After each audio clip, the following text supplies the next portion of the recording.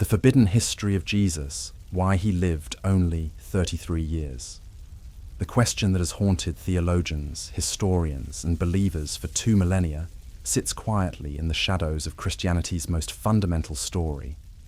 It's a question so simple that most people never think to ask it, yet so profound that once you hear it, you'll never look at the life of Jesus Christ the same way again.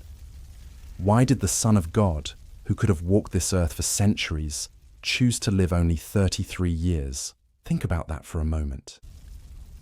If you possessed unlimited power, if you could heal every disease, feed every hungry person, and speak truth that could transform civilizations, wouldn't you stay as long as possible? Wouldn't you teach for decades, reach millions more people, and leave behind an unshakable legacy that no critic could ever challenge? But Jesus didn't do that. Instead, at the very peak of his influence, in the prime of his physical strength, he allowed himself to be captured, tortured, and executed. And here's what will shake you to your core. This wasn't because his enemies were stronger. It wasn't because the Roman Empire overpowered him. It wasn't even because his own people rejected him. He died at 33 because every single day of his life was operating on a divine countdown that had been set in motion thousands of years before his birth. This wasn't random. This wasn't premature. And this certainly wasn't a tragedy. What I'm about to reveal to you is a conspiracy that spans millennia, hidden in plain sight within the pages of Scripture itself. A deliberate plan so intricate, so precisely timed, that if Jesus had lived even one additional year, the entire course of human salvation would have been derailed. Today, we're going to uncover the forbidden history behind those 33 years. We're going to examine evidence that most churches never discuss, connections that biblical scholars have debated in hushed tones, and revelations that will fundamentally change how you understand not just the life of Christ, but the very nature of time, prophecy, and divine purpose. Because the truth is, those 33 years weren't just about what Jesus accomplished. They were about fulfilling a cosmic schedule that had been written in the stars, encoded in ancient lore, and whispered through the voices of prophets who lived centuries before Bethlehem. The countdown began long before Mary ever felt the first stirrings of life in her womb.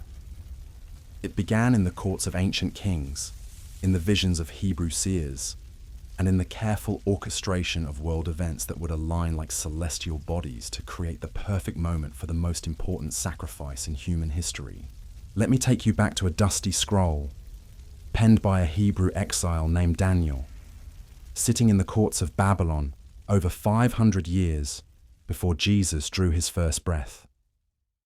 Daniel received a vision so specific, so mathematically precise, that it would count down the exact weeks until the Messiah would appear and be cut off from the land of the living.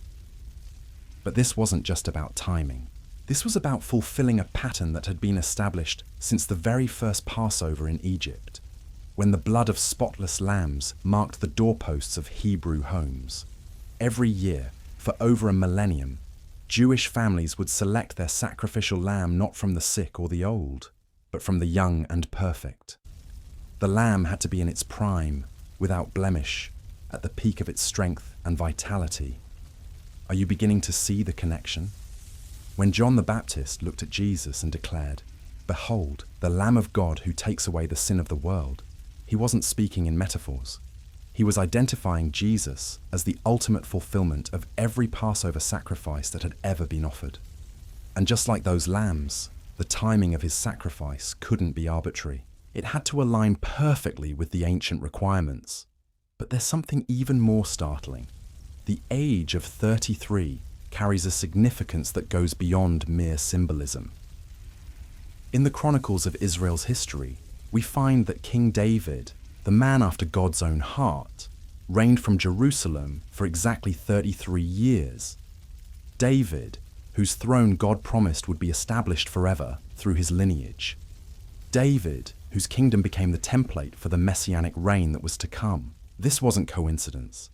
This was divine mathematics. Think about the implications. Jesus, the son of David according to the flesh, lived for the exact same number of years that his ancestor ruled from the holy city. It was as if God was placing his signature on the story, connecting the earthly kingdom of David to the eternal kingdom that would be established through the cross and resurrection. But the conspiracy goes deeper still. The world that Jesus entered wasn't randomly prepared for his arrival. For centuries, empires had risen and fallen, languages had spread across continents, and roads had been built, all creating the perfect conditions for a message to travel faster and farther than ever before in human history. The Roman Empire, for all its brutality, had connected the known world with an unprecedented network of roads. The Greek language, spread by Alexander's conquests centuries earlier, had become the common tongue from Egypt to Asia Minor. Even the method of execution that the Romans had perfected, crucifixion, had been prophesied in detail by Hebrew seers who lived long before such a death existed. Everything was converging toward a single point in time, a specific Passover in a particular year when the true Lamb of God would be offered. And here's where the conspiracy becomes almost frightening in its precision. The religious leaders who plotted Jesus' death thought they were acting out of their own hatred and fear. The Roman governor who sentenced him believed he was simply maintaining political order. The soldiers who nailed him to the cross assumed they were following routine orders. None of them realized they were playing parts in a script that had been written before the foundation of the world. They were unwitting actors in a divine drama, each one fulfilling their role at precisely the moment history demanded. But why 33 years specifically? Why not 40, the number of testing and preparation? Why not 70, representing completeness and fulfillment?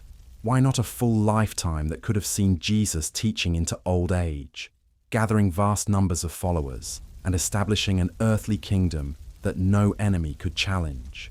The answer lies in understanding that Jesus' mission wasn't about accumulating followers or building an earthly empire.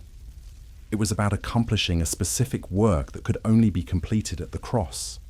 And that work had to happen at the exact intersection of prophetic fulfillment and divine timing. Every day beyond 33 would have been a day too late. Every additional year would have moved the sacrifice away from the appointed feast, disrupted the prophetic timeline, and potentially altered the entire trajectory of human redemption. But there's another layer to this conspiracy that most people never consider. By dying young, at the height of his power and influence, Jesus shattered every human assumption about success, legacy, and the measure of a meaningful life.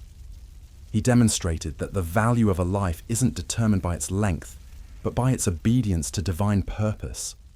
This was a strategic blow against humanity's greatest fear, that death could cut short our plans, steal our potential, and render our lives meaningless. Through his 33 years, Jesus proved that a life lived in complete alignment with God's will, regardless of its duration, could accomplish more than centuries of self-directed existence. The early church understood this. They didn't mourn Jesus' death as a premature tragedy. They celebrated it as the perfectly timed victory that opened the way for every human soul to find redemption.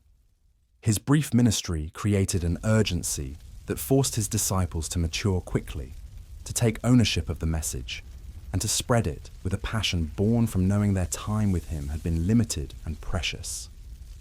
And here's perhaps the most unsettling part of this entire conspiracy. It's still operating today. The same precision that governed Jesus' 33 years is at work in your life right now. The same divine mathematics that counted down his days is numbering yours. The same purposeful design that orchestrated world events for his arrival is weaving circumstances together for your calling. This isn't about predestination in the fatalistic sense. It's about recognizing that your life, like his, is part of a larger story. Every delay you've experienced, Every door that's closed, every season of waiting has been preparation for moments that matter more than you can imagine. The conspiracy of Jesus' 33 years reveals that God doesn't waste time. He doesn't miscalculate. He doesn't arrive early or late. He operates with a precision that encompasses not just individual lives, but the rise and fall of nations, the spread of languages, the building of roads, and the alignment of circumstances across centuries. As we continue this investigation, we're going to uncover more layers of this divine conspiracy. We'll examine the mathematical precision of Daniel's prophecy, explore the deeper meaning behind the Passover connection, and reveal how Jesus' death at 33 delivered a strategic blow to the forces of darkness that reverberates through eternity. We'll also discover the personal implications of this truth for your own life. Because if God could orchestrate history itself to ensure that his Son accomplished his mission in exactly 33 years, what does that say about the purpose and timing of your days on this earth? The forbidden history of Jesus' brief life is about to challenge everything you thought you knew about divine timing, human purpose, and the true measure of a life well lived. But before we dive deeper into this conspiracy, we need to examine something that will make your blood run cold. There's a pattern hidden in the ancient Hebrew calendar that reveals just how precisely this 33-year timeline was calculated. And when you see it, you'll realize that Jesus didn't just fulfill prophecy, he became the living embodiment of time itself. In the book of Daniel, written over 5 centuries before Christ, we find what biblical scholars call the 70 weeks prophecy. Now, most people read this and think it's just poetic language, but when you break down the mathematics, when you convert these prophetic weeks into actual years, something extraordinary emerges. The prophecy states that from the decree to rebuild Jerusalem until the Messiah is cut off, there would be exactly 69 weeks of years. That's 483 years, calculated to the very day. And here's where it gets spine-tingling. Multiple ancient historians confirm that Jesus was crucified in the exact year this prophecy predicted. This wasn't a lucky guess. This was supernatural precision. But the conspiracy doesn't stop with Daniel's timeline. There's something even more shocking embedded in the Jewish sacrificial system that most pastors will never preach about because it's too uncomfortable, too precise, too undeniably supernatural. Every sacrificial lamb in the temple had to meet specific requirements. It couldn't be a newborn, too young, too weak. It couldn't be old, past its prime, potentially flawed. The law demanded that the sacrifice be offered at the peak of its strength, in the fullness of its vitality. Scholars who have studied ancient Hebrew practices tell us that the ideal age for a sacrificial lamb was approximately 3.5 years old. Now multiply that by the biblical principle that 1 day equals 1 year in prophetic timing. 3.5 days becomes 3.5 years. But Jesus' ministry lasted exactly 3.5 years, from his baptism to his crucifixion. Are you starting to see the pattern? The entire 33 years of Jesus' life was structured like a cosmic sacrifice, with his final 3.5 years serving as the ultimate offering. He wasn't just living randomly until his enemies caught up with him. He was following a predetermined schedule that had been encoded into the very fabric of Hebrew law centuries before his birth. And here's where this conspiracy takes a darker turn. There were forces at work, both human and supernatural, that were desperately trying to disrupt this timeline. Think about it. Why did Herod order the massacre of infants in Bethlehem? Why were there repeated attempts to kill Jesus throughout his ministry? Why did crowds try to throw him off cliffs, religious leaders attempt to stone him, and political powers seek to arrest him before his appointed time? Because the enemy knew. Satan understood that if he could eliminate Jesus before the 33rd year, before the appointed Passover, before the precise moment of prophetic fulfillment, he could derail God's entire plan of redemption. But every attempt failed, not because Jesus was lucky, not because he was particularly clever at escaping, but because as he himself declared, "No one takes my life from me. I lay it down of my own accord." His life was protected by divine decree until the exact moment when laying it down would accomplish maximum impact. This reveals something terrifying about the nature of spiritual warfare. The battle for your soul wasn't just fought at Calvary. It was fought across 33 years of sustained attack, constant pressure, relentless attempts to push Jesus off his divine timeline, and every single attack failed because God's mathematics are unbreakable. Now let's examine something that will revolutionize how you understand Jesus' ministry strategy. His public teaching lasted only 3.5 years. Most rabbis of his era taught for decades, accumulating followers slowly, building their reputation gradually. But Jesus operated with an urgency that puzzled even his closest disciples. He moved rapidly from town to town, never settling anywhere for long. He spoke in parables that required people to wrestle with his meaning rather than spoon-feeding them clear doctrine. He made statements that forced immediate decisions rather than allowing people to remain comfortable in their uncertainty. This wasn't because he was impatient. This was because he was operating under a deadline that his followers couldn't see, but that governed every moment of his ministry. Think about the psychological impact of this approach. When people knew their time with Jesus was limited, they listened differently. They remembered more clearly. They asked more urgent questions. The brevity of his ministry created an intensity that a longer teaching period might have diluted. And here's the brilliant strategy hidden within this timeline. By dying young, Jesus ensured that his followers would never become dependent on his physical presence. If he had lived to be 70 or 80, the early church might have spent decades waiting for him to solve their problems, make their decisions, and provide direct guidance for every challenge. Instead, his departure at 33 forced them to mature rapidly. It compelled them to depend on the Holy Spirit rather than human leadership. It created a sense of urgency that drove the explosive growth of Christianity in its first century. But there's an even deeper layer to this conspiracy that connects to something most people never consider: the age of accountability in Hebrew culture. Jewish tradition held that a person reached full spiritual maturity at 30 years old. This was when they could assume positions of religious authority, when their decisions carried full weight in the community, when they were considered complete adults in every sense. Jesus began his public ministry at exactly 30 years old. He lived for exactly 3.5 more years. This wasn't random. This was the precise amount of time needed for him to demonstrate complete spiritual authority while still dying at the peak of human vitality. The number 33 appears in other significant places throughout Scripture. King David ruled from Jerusalem for 33 years, establishing the earthly template for the Messianic kingdom.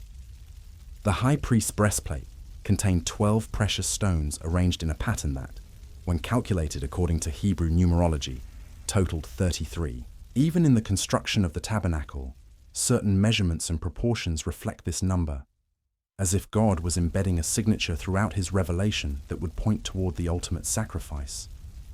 But here's where this conspiracy becomes personal, where it reaches across 2,000 years to touch your life directly. The same precision that governed Jesus' 33 years is at work in your story right now. The same divine mathematics that counted his days is numbering yours. This doesn't mean your life is predetermined in a fatalistic sense. It means that God's timing in your life is as precise and purposeful as it was in Christ's. Every delay you've experienced, every door that seemed to close at the wrong moment, every season that felt too short or too long, all of it is part of a larger calculation that you can't see from your current vantage point. The conspiracy of Jesus' 33 years reveals that God doesn't waste time. He doesn't make mistakes with timing. He doesn't allow his purposes to be derailed by human opposition or demonic interference.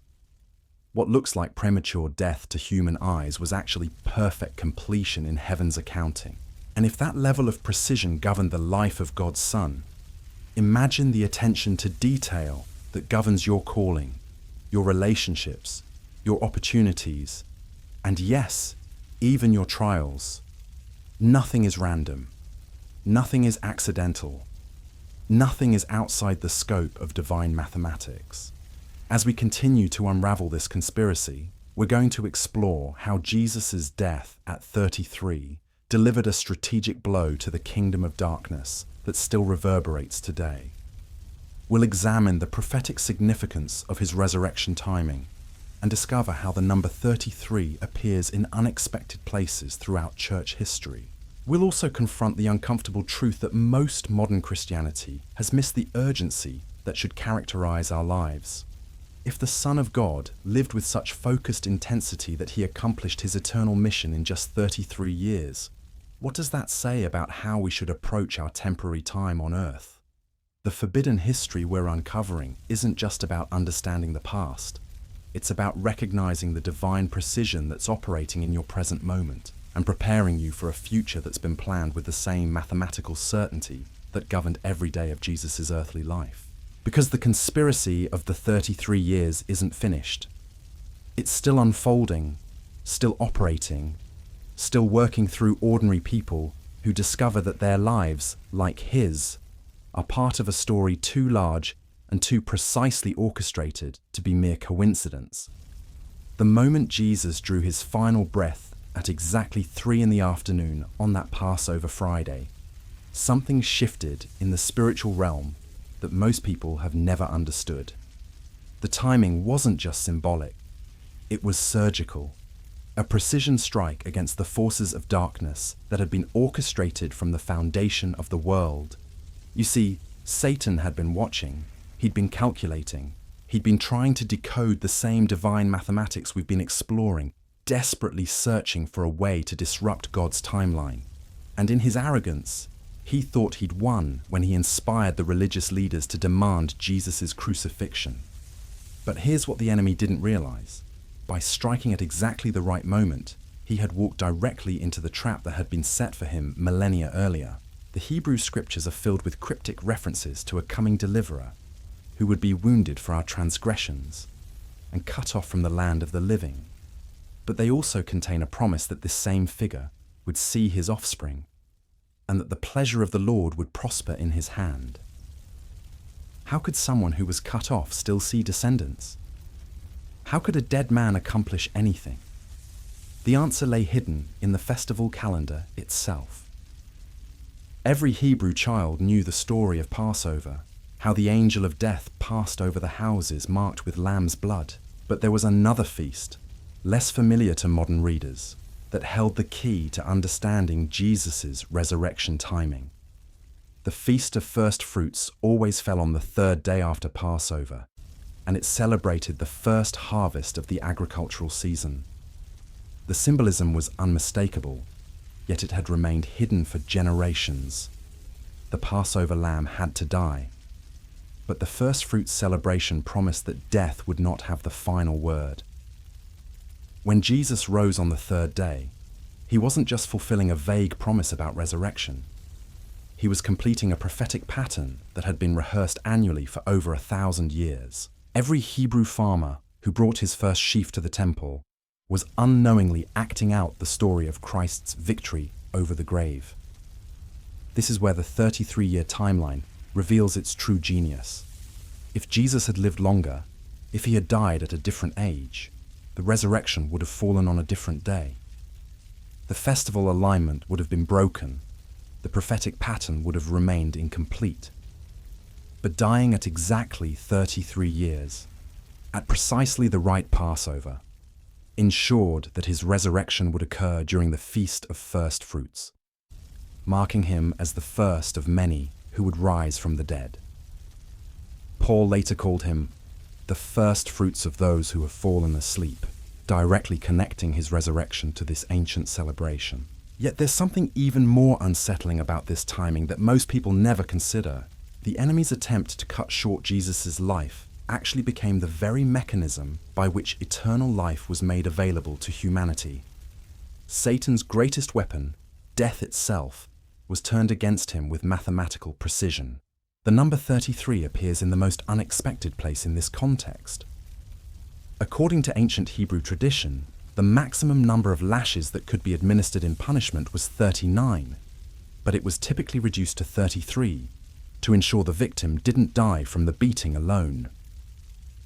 The scourging Jesus endured before the crucifixion likely followed this pattern, meaning his suffering was calibrated to keep him alive just long enough to reach the cross at the appointed hour.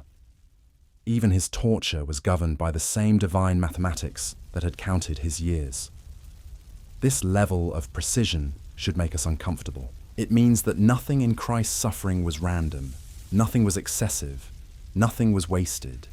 Every stripe, every thorn, every nail was part of a calculated payment for humanity's redemption.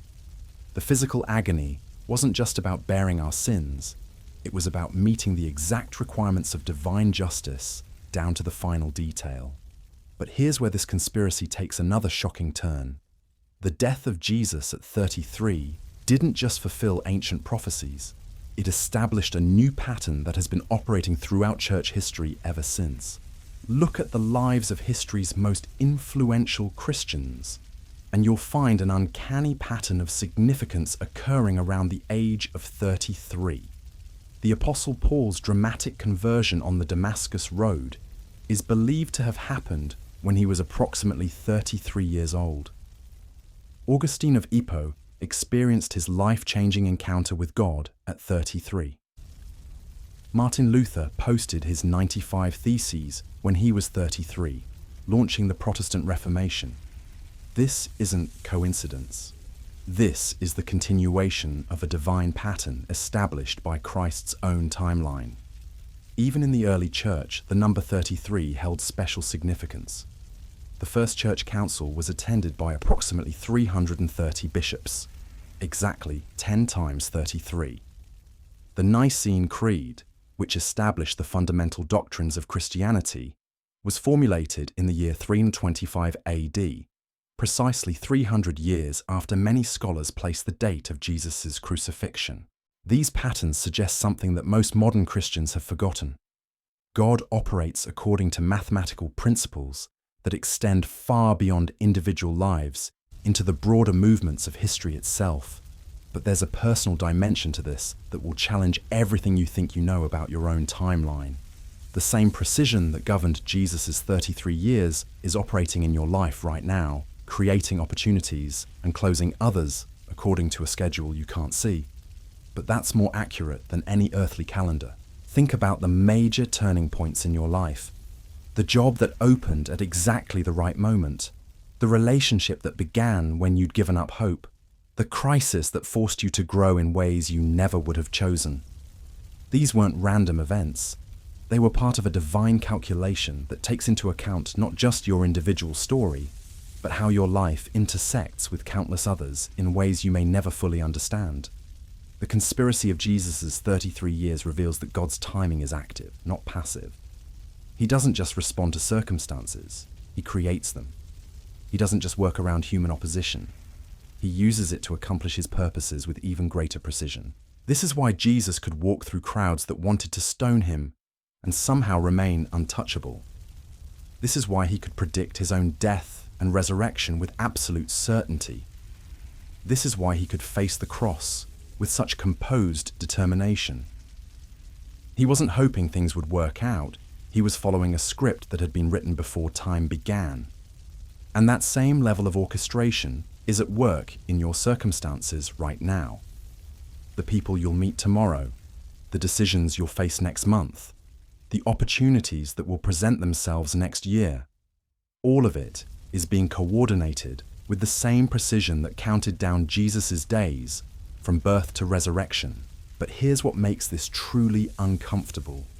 If God's timing is that precise, then your delays aren't accidents and your waiting periods aren't wasted time. They're part of the calculation. Every season of preparation, every moment of testing, every period of apparent inactivity is serving a purpose in a larger equation that spans generations. The forbidden history we're uncovering suggests that the 33 years of Jesus' life established a template for how God measures time itself, not by human calendars or earthly seasons, but by the completion of purpose. Jesus' life wasn't cut short.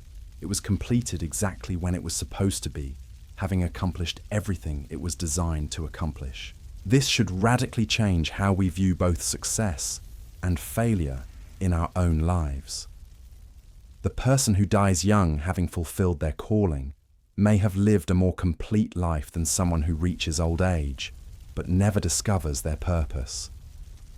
The ministry that lasts only a few years but changes lives forever may be more successful than one that continues for decades without real impact. We're measuring by the wrong standards. We're using human mathematics instead of divine calculations. We are counting years instead of counting purpose fulfilled. The conspiracy of Christ's 33 years is still operating today, still calling people into alignment with God's precise timing, still orchestrating circumstances with supernatural accuracy. The question isn't whether this level of divine precision exists. The evidence is overwhelming. The question is whether we're willing to trust it when we can't see the full equation. Because somewhere in the mystery of those 33 years lies the key to understanding not just Jesus' mission, but your own. The same God who could compress the salvation of humanity into 3 decades of earthly life can compress your calling into whatever time frame He's allotted to you, making every day count in ways that will echo through eternity. The forbidden history isn't just about the past. It's about recognizing that you're living in the continuation of the same precisely orchestrated plan that brought Christ to earth at exactly the right moment, in exactly the right circumstances, for exactly the right duration. And if that's true, then your life isn't a series of random events hoping for the best outcome. It's a carefully calculated component in a cosmic conspiracy that's still unfolding, still working, still counting down toward purposes that are larger than you can imagine, but more personal than you might dare to believe. The deeper you dig into this conspiracy, the more unsettling it becomes. Because what we're about to uncover goes beyond timing, beyond prophecy, beyond even the mathematical precision we've already explored. We're about to discover that Jesus' 33 years weren't just about fulfilling ancient requirements. They were about establishing a new kind of warfare that most Christians have never understood. You see, Satan had been ruling through fear for millennia. His primary weapon against humanity was the terror of death, the anxiety about time running out, the panic that life might end before purpose is fulfilled. Every human being lives with this underlying dread, this constant awareness that the clock is ticking, and there's so much left undone. But when Jesus died at 33, at the very peak of his power and potential, He shattered that weapon forever. Think about what this meant in practical terms. Here was a man who could have healed millions more people, who could have established schools that would have educated generations, who could have written volumes of wisdom that would have guided humanity for centuries, who could have lived long enough to see his movement spread across the entire known world, while he was still physically present to direct it. Instead, he chose to die young, and in that choice, he delivered the most devastating blow to humanity's greatest fear that history has ever recorded. The message was unmistakable. A life lived in complete alignment with God's purpose doesn't need length to achieve significance. Quality of obedience matters more than quantity of years.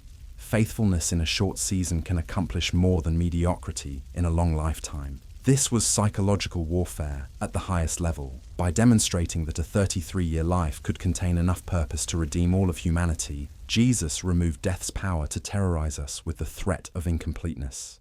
He proved that God's timing is so precise that not a single day of our lives will be wasted if we surrender them to His control.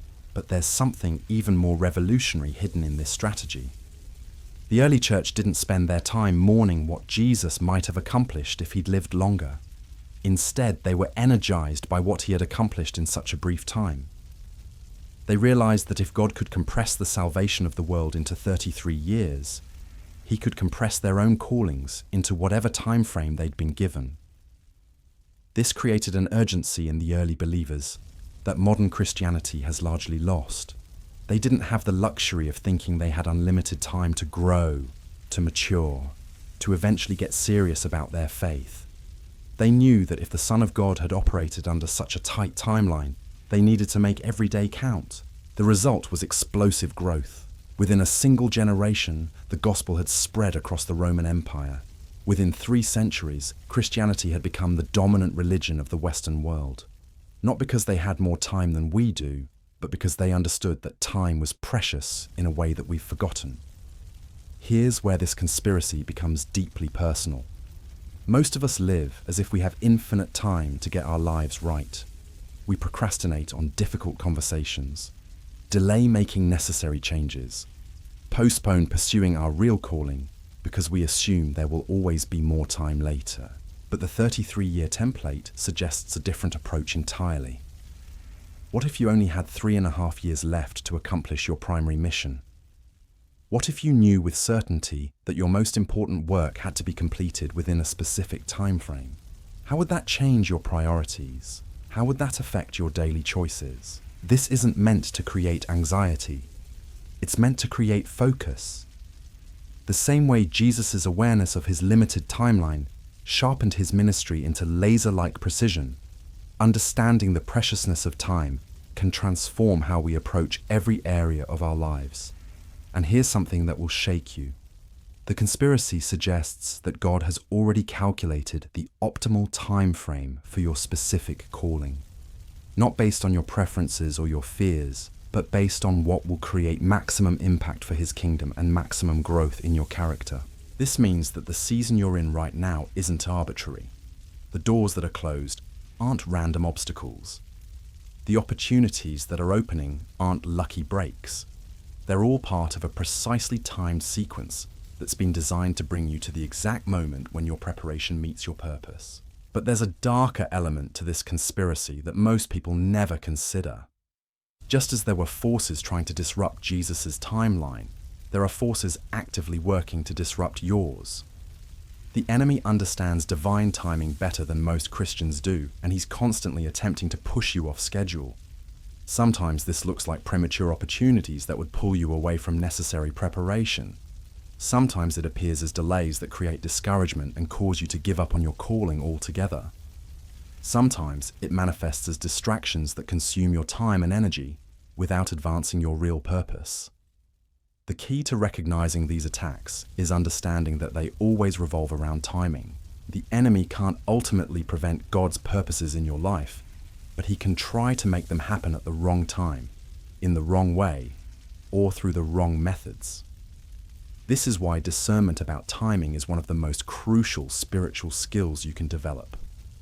Learning to recognize when God is saying wait, when he's saying move, and when he's saying this is the moment you've been prepared for, can make the difference between a life of frustration and a life of fulfillment. The conspiracy of Jesus' 33 years reveals that God's timing isn't just about external circumstances. It's also about internal readiness. Jesus didn't begin his public ministry until he was 30 years old. Not because the world wasn't ready for him, but because he needed those 30 years of preparation for what was coming. In Hebrew culture, 30 was the age of full maturity, the point at which a person was considered ready for positions of significant responsibility. Jesus honored this cultural understanding, but he also used those preparatory years to develop the spiritual, emotional, and physical strength he would need for the intensity of his final 3.5 years. This suggests that the waiting periods in your life aren't just about external timing. They're also about internal development. God isn't just arranging circumstances. He's preparing you. Every delay that frustrates you might be providing exactly the character development or skill acquisition you'll need when the door finally opens. The conspiracy operates on multiple levels simultaneously. While God is orchestrating external events to align with his purposes, He's also working internally to make sure you're ready when those purposes are revealed. The precision extends not just to when things happen, but to who you've become by the time they happen. This is why rushing ahead of God's timing rarely works, even when opportunities seem perfect. If you're not internally ready for what He's calling you to, the external opportunity will either be wasted or will overwhelm you. The same divine mathematics that counts down to the right moment also counts up to the right level of preparation. But here's what makes this truly revolutionary. Once you understand how precisely God orchestrates timing, you can stop trying to force doors open and start focusing on becoming the person who will be ready when they open naturally. This shift in perspective changes everything. Instead of frantically networking to create opportunities, you can concentrate on developing the skills and character that will make you invaluable when the right opportunity appears. Instead of worrying about missed chances, you can trust that anything you were truly meant to have will come at the exact moment you're prepared to steward it well. The conspiracy of the 33 years isn't just about understanding Jesus' life. It's about learning to live your own life according to the same divine principles that governed His. It's about discovering that God's timing is so precise that you can stop rushing and start trusting, stop forcing and start flowing, stop panicking and start preparing. Because if the salvation of the entire world could be accomplished in exactly 33 years, then your calling, whatever it is, can be accomplished in exactly the time frame God has allocated for it. Not a day more than necessary, not a day less than sufficient, but precisely the right amount of time to fulfill everything He's planned for your life. The forbidden history we're uncovering suggests that most people never tap into their true potential because they're operating according to human timing instead of divine timing. They're measuring success by earthly standards instead of eternal impact. They're counting years instead of counting purpose fulfilled. But once you understand the conspiracy, once you see how precisely God orchestrates every element of His plan, you can begin to cooperate with His timing instead of fighting against it. You can learn to recognize His seasons, trust His delays, and move boldly when He says the moment has come. The same God who could compress the redemption of humanity into 3 decades can compress your calling into whatever time frame He's given you. The question isn't whether you have enough time. It's whether you're using the time you have with the same focused intensity that characterized every day of Christ's earthly ministry. Because the conspiracy isn't finished. It's still operating, still working, still calling people into alignment with divine timing. And somewhere in the precision of those 33 years lies the template for how your own life can accomplish more in God's perfect timing than you ever imagined possible in your own. The truth about Jesus' strategic timing becomes even more chilling when you realize that His death at 33 wasn't just about fulfilling prophecy or completing His earthly mission. It was about triggering a sequence of events that would fundamentally alter the spiritual landscape of reality itself. You see, there's something that happened at the moment of Christ's death that most Christians have never been taught. Something so significant that the religious establishment has kept it buried for nearly 2,000 years. When Jesus breathed His last breath at exactly 3 p.m. on that Passover Friday, the veil in the temple didn't just tear symbolically. According to historical accounts that have been suppressed, something far more dramatic occurred. The entire sacrificial system that had governed Hebrew worship for over a millennium suddenly became obsolete. Not gradually, not ceremonially, but instantaneously. Every priest performing the afternoon sacrifice stopped mid-ritual as they witnessed something that defied everything they thought they knew about approaching God. But here's what makes this timing absolutely crucial.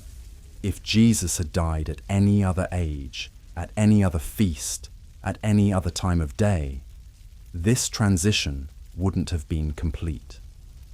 The old covenant had to end at precisely the right moment for the new covenant to begin with full authority. Think about the mathematical precision required for this transition. The Passover sacrifice had to be completed at exactly the same hour that Christ died. The Day of Atonement rituals had to be fulfilled symbolically through his blood. The Feast of First Fruits had to align perfectly with his resurrection 3 days later. Every element of the Hebrew calendar had to converge at a single point in time, and that point was calibrated to Jesus' 33rd year. This reveals something about divine timing that most people find uncomfortable. God doesn't just work around our circumstances. He creates them. He doesn't just respond to human history. He orchestrates it. The Roman occupation of Israel, the corruption of the religious leadership, even the personal ambitions of individual rulers like Pontius Pilate, all of it was being directed toward a specific moment when everything would converge. And here's where this conspiracy takes on a prophetic dimension that extends into our current time. The same mathematical precision that governed Jesus' 33 years is still operating today, still counting down toward future events that have been scheduled since before the foundation of the world. The book of Revelation speaks of sealed scrolls, appointed times and events that must occur in their proper sequence. These aren't vague spiritual metaphors. They're descriptions of the same kind of precise timing that governed Christ's earthly ministry, applied to the culmination of human history. This means that the chaos we see in our world today isn't random. The rise and fall of nations, the advancement of technology, the spreading of the gospel to unreached peoples, even the increase in natural disasters and global conflicts. All of it is operating according to a timetable that was established when Jesus completed his 33-year mission. But there's a personal dimension to this prophetic timing that will revolutionize how you understand your role in current events. Just as Jesus' life was precisely calibrated to accomplish maximum impact in minimum time, your life has been positioned at this exact moment in history for reasons that extend far beyond your personal comfort or success. The generation alive today has been chosen to witness and participate in events that previous generations could only dream about or fear. The same God who could compress the salvation of humanity into 33 years has positioned you in the exact decade, the exact cultural moment, the exact technological environment where your specific calling can have maximum impact. This isn't about end-time speculation or prophetic sensationalism. This is about recognizing that the same divine mathematics that counted down Jesus' days is counting down toward the completion of human history itself, and you've been strategically placed to play a role in that completion. Consider the technological revolution that's occurred just in your lifetime. The ability to communicate instantly across the globe, to translate languages in real time, to spread information faster than any previous generation could imagine. These aren't coincidental developments. They're the infrastructure being established for purposes that most people can't yet see. The same way Roman roads and Greek language prepared the world for the rapid spread of Christianity in the 1st century, modern technology is preparing the world for events that require global communication, instant coordination, and unprecedented levels of connection between diverse peoples. But here's what makes this timing absolutely critical. There's a window of opportunity that's opening right now, in your lifetime, that won't remain open indefinitely. Just as Jesus had exactly 33 years to complete his earthly mission, this generation has a specific time frame to accomplish what God has called it to do. The urgency that characterized Jesus' ministry should characterize our approach to this moment in history. He didn't waste time on activities that didn't advance his core mission. He didn't get distracted by opportunities that looked good, but weren't part of his calling. He maintained laser-like focus on what could only be accomplished during his assigned time frame. This is where most modern Christians are missing the point entirely. We're living as if we have unlimited time to gradually grow in our faith, slowly discover our purpose, eventually get serious about our calling. But the conspiracy of the 33 years suggests that we're operating under the same kind of deadline pressure that Jesus faced. The difference is that our deadline isn't individual, it's generational.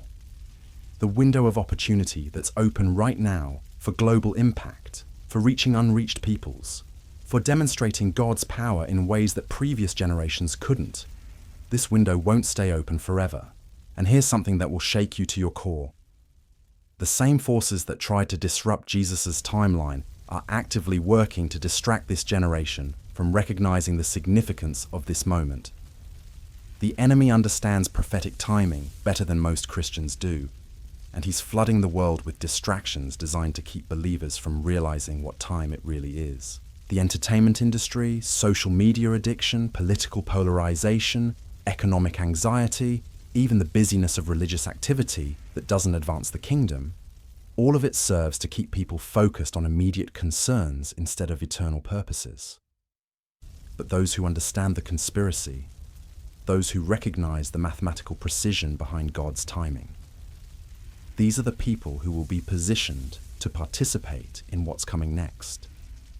They're the ones who will recognize divine opportunities when they appear, who will be prepared for assignments that require supernatural wisdom, who will operate with the same focused urgency that characterized Jesus' ministry.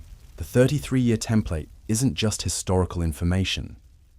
It's a blueprint for how to live with maximum impact during the specific time frame you've been given. It's about understanding that your life isn't a rehearsal, isn't a rough draft, isn't preparation for something more important that will happen later. This is it. This is the moment you were created for. This is the time period that requires your specific gifts, your unique perspective, your particular calling. The same God who positioned Jesus at exactly the right moment in history to accomplish redemption has positioned you at exactly the right moment to participate in whatever comes next. And what comes next requires the same kind of people who surrounded Jesus during his ministry. Individuals who could recognize divine timing, who could move quickly when opportunities appeared, who could maintain focus under pressure, who could trust God's plan even when it didn't make sense from a human perspective. The conspiracy of the 33 years reveals that God's timing operates on multiple levels simultaneously. Personal timing, generational timing, prophetic timing, and eternal timing all work together in ways that are too complex for human minds to fully comprehend but too precise to be coincidental. Your personal timeline is connected to your generation's timeline, which is connected to prophetic timeline, which is connected to God's eternal purposes. Understanding this connection changes everything about how you approach decisions, relationships, opportunities, and challenges. It means that the delay you're experiencing might be positioning you for an opportunity that isn't quite ready yet. It means that the door that closed might have been protecting you from timing that would have been premature. It means that the pressure you're feeling to act might be divine urgency preparing you for a moment that's approaching faster than you realize. The same mathematical precision that governed every day of Jesus' 33 years is governing every day of your life right now. The question isn't whether this level of orchestration exists. The evidence is overwhelming. The question is whether you're paying attention to the signals, whether you're developing the spiritual sensitivity to recognize divine timing when it intersects with your circumstances. Because somewhere in the mystery of those 33 years lies not just the key to understanding Christ's mission, but the template for recognizing your own. The same God who could accomplish the salvation of humanity in exactly the right time frame can accomplish your calling in exactly the time frame he's allocated to you. The forbidden history isn't just about what happened 2,000 years ago. It's about what's happening right now, in your life, in your generation, in this precise moment when divine timing and human opportunity are converging in ways that will determine the trajectory of the future. The conspiracy is still operating, the mathematics are still calculating, the countdown is still running, and you've been positioned at exactly the right time, in exactly the right place, with exactly the right preparation to play your part in whatever God is orchestrating next. The only question remaining is whether you'll recognize the moment when the courage to step it arrives, and whether you'll have into your role in a plan that's been in motion since before time began, but is reaching its crescendo in the days you're living right now. But what if I told you that the most shocking part of this conspiracy isn't what we've already uncovered, but what's been deliberately hidden from view. What if the 33 years weren't just about timing and prophecy, but about something far more sinister? A cosmic deception that has kept humanity in the dark for 2 millennia. You see, there's a dimension to Jesus' death that goes beyond sacrifice, beyond redemption, beyond even the fulfillment of ancient law. When he died at 33, he didn't just pay for sin. He didn't just defeat death. He exposed something that the powers of darkness had been concealing since the beginning of time itself. The enemy's greatest lie wasn't that he could tempt humanity into sin. His greatest lie was that death had ultimate authority over human destiny. For thousands of years, every person who ever lived operated under the assumption that their time was limited, that their impact was constrained by the boundaries of mortality, that the grave was the final word on human significance. But when Jesus chose to die young, when he voluntarily surrendered his life at the very moment of his greatest power, he shattered that illusion forever. He proved that death isn't the master of life, it's the servant of purpose. He demonstrated that the length of your days doesn't determine the magnitude of your impact. This was the ultimate psychological warfare against humanity's deepest fear. Every person who has ever lived has wrestled with the terror that their life might end before their purpose is complete, that death might rob them of their potential, that the grave might silence their voice before their message is fully heard. Jesus obliterated that fear by showing that a life lived in complete alignment with divine purpose doesn't need length to achieve eternal significance. 33 years of perfect obedience accomplished more than countless lifetimes of self-directed existence ever could. But here's where this conspiracy becomes absolutely terrifying. The religious establishment has spent 2,000 years trying to obscure this truth. They've focused on Jesus' death as a payment for sin, which it certainly was, but they've largely ignored the revolutionary implications of the timing. Think about it. If the church truly understood and taught that God's timing is so precise that a 33-year life could contain enough purpose to redeem all of humanity, how would that change the way people approach their own mortality? How would that affect their willingness to take risks for the kingdom? How would that impact their sense of urgency about their calling? The answer is obvious. It would create a generation of believers who operate with the same focused intensity that characterized Jesus' ministry. It would produce Christians who don't waste time on activities that don't advance eternal purposes. It would generate a movement of people who understand that every day is precious because every day is part of a precisely calculated plan. And that's exactly what the enemy cannot allow to happen. So instead, we've been fed a watered-down version of Christianity that emphasizes comfort over calling, security over significance, longevity over legacy. We've been taught to pray for long life instead of purposeful life, to seek safety instead of service, to avoid risk instead of embracing the dangerous assignments that God has prepared for those who truly understand the conspiracy. The forbidden history of Jesus' 33 years isn't just ancient mystery. It's a blueprint for your life right now. Every delay you've experienced, every closed door, every season of waiting has been calculated with the same mathematical precision that counted down Christ's days. The same God who compressed humanity's salvation into 3 decades has allocated exactly the right time frame for your calling. Stop measuring your life by human standards and start trusting divine timing. Your purpose doesn't need length to achieve eternal significance.